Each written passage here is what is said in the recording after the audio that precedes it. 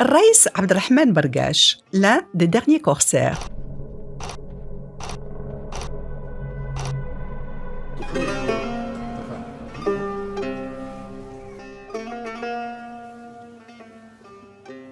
C'est un grand capitaine du port du Bourgreg. Il s'est illustré dans la guerre de course dans un contexte d'apparition en Occident de la marine à vapeur et d'avancées menaçantes des navires marchands européens. Une des actions provoquées par notre capitaine, en compagnie d'un autre grand amiral Arbati, aboutit à une crise avec l'Empire d'Autriche avant le rétablissement des relations de paix et l'abolition de la course maritime. Il s'agit de Raïs Abdrahman Bargash. À part sa fonction, ses faits d'armes, son milieu social et familial, et bien entendu le contexte politique de manière générale, nous savons très peu de choses sur la vie personnelle de Haj Abdrahman Bargash. Parmi les rares informations disponibles, sa naissance à Rabat, à la fin du XVIIIe siècle, au sein d'une famille réputée d'origine andalouse, dite initialement Vargas, un nom qui désigne en Castillon une colline escarpée donnée à Higuera de Varagas dans la province de Badajoz en Estrémadure. Ses ancêtres seraient arrivés au Maroc en 1610 à la suite des édits d'expulsion promulgués en 1609 par le Conseil d'État espagnol et qui ont frappé les Morisques, c'est-à-dire les populations musulmanes converties de force au christianisme depuis 1502. Les premiers arrivés à l'embouchure du Bourgreg sont les Hornacheros, qui s'installent dans la vieille forteresse militaire almoravide appelée aujourd'hui Qsba des Oudaya, située sur la rive gauche du fleuve dont elle surplombe l'embouchure. Il s'ensuivit par d'autres vagues s'installent dans la Médina, aménagée au pied de la forteresse, ce qu'on appellera Salé-le-Neuf, devenue la ville de Rabat par distinction de la ville de Salé, située sur l'autre rive du Bourgreg. C'est ainsi que l'ancêtre de notre amiral, Chouaib Vargas, issu de la lignée des Hornacheros, s'était installé près de l'embouchure du Bourgreg. Là, les Morisques, aidés par la fortune des Hornacheros, arment en peu de temps une importante flotte écumant les mers, animée par l'espoir du retour dans leur paradis perdu, mue par un sentiment de revanche contre leurs persécuteurs. Plus tard, dans une période de faiblesse de fin de règne saadien, les Morisques seront de même indépendants par rapport au pouvoir du Saadien Moulay Zidane et proclament en mars 1627 leur indépendance à l'image des cités italiennes médiévales de Venise ou de Gênes, d'où l'appellation dans les sources occidentales de République du Bourgreg. Ces finances étaient fournies par les revenus de la douane et par les prises maritimes. Quant au pouvoir, il en était détenu pour une durée d'1 an par un qaïd élu. Le premier était Ibrahim ben Chouaib Vargas, dit depuis Bargash.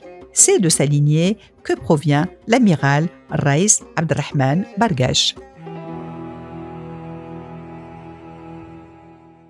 Le Haj Abdrahman Bargash a connu très probablement le règne du sultan Sidi Mohammed ben Abdallah, à l'heure où la guerre de course était en pleine vigueur avec des raïs de renom. Rappelons que depuis l'avènement des Alaouites au XVIIe siècle, et précisément en 1666 sous Moulay Rachid, les agglomérations du Bourgreg, tout en sauvegardant leurs institutions, étaient rentrées sous l'autorité chérifienne, de même que la course qui représentait une source de revenus non négligeable. Plus tard, en 1817, Moulay Slimane avait aboli officiellement la course avant qu'elle ne soit restaurée par le sultan Moulay Abdrahman. Dès 1825, celui-ci commence en effet à reconstituer la marine.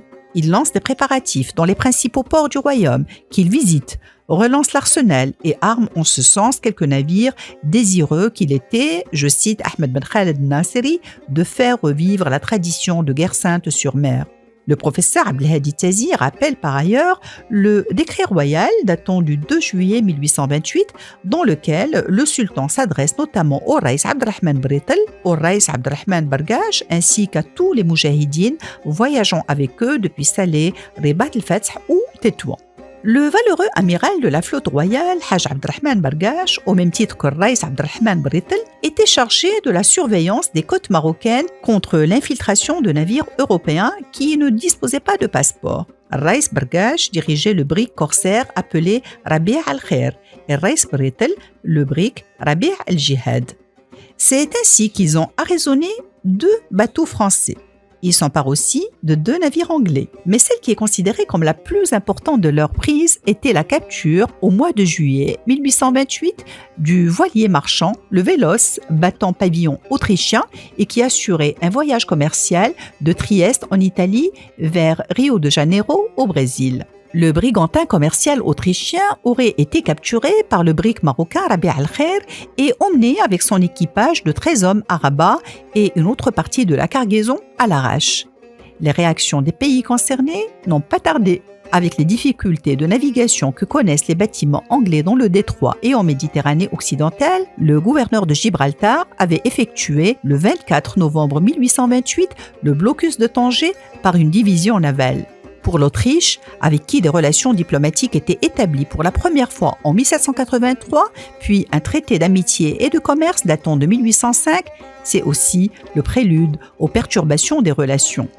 Une expédition est donc lancée entre janvier 1829 et l'automne 1830 par la marine autrichienne sous les ordres de l'amiral Franz von Bandera. Les ports marocains de Larache, d'Asséla et de Tétouan sont bombardés. Il aura fallu quelques pourparlers et négociations pour aboutir à un traité de paix signé en mars 1830 entre l'Autriche et le Maroc, représenté par le consul Judas Benoliel, stipulant que, dorénavant, le royaume devrait assurer le passage libre aux vaisseaux naviguant sous les couleurs de l'Autriche et mettant fin au conflit austro-marocain. À la suite de ces événements, le sultan renonçait à la course maritime. Haj Abdelrahman Bargash apparaît par la même occasion avec Haj Abdelrahman Britel comme l'un des derniers représentants de cette activité maritime au Maroc dont le coup de grâce est porté par la présence française dans le voisinage depuis le débarquement à Sidi Ferrouch près d'Alger en 1830 et la pression exercée pour étouffer cette activité au Maroc. Depuis, se perdent aussi les traces de notre amiral. Il laisse cependant un fils de grande renommée, Mohamed Bargash, qui occupe plusieurs fonctions officielles, dont celle de Pacha de Casablanca, avant d'être nommé en 1859 délégué du sultan à Tanger auprès de représentations diplomatiques des différents pays étrangers, un poste de la plus haute importance qu'il occupe pendant plus de 17 ans. Ses 5 fils, de même que ses petits-enfants, font de leur côté partie des notabilités avec leurs pachas, leurs amines des douanes, leurs ministres, leurs ambassadeurs, dont nous aurons probablement l'occasion de revenir dans le cadre de nouveaux portraits.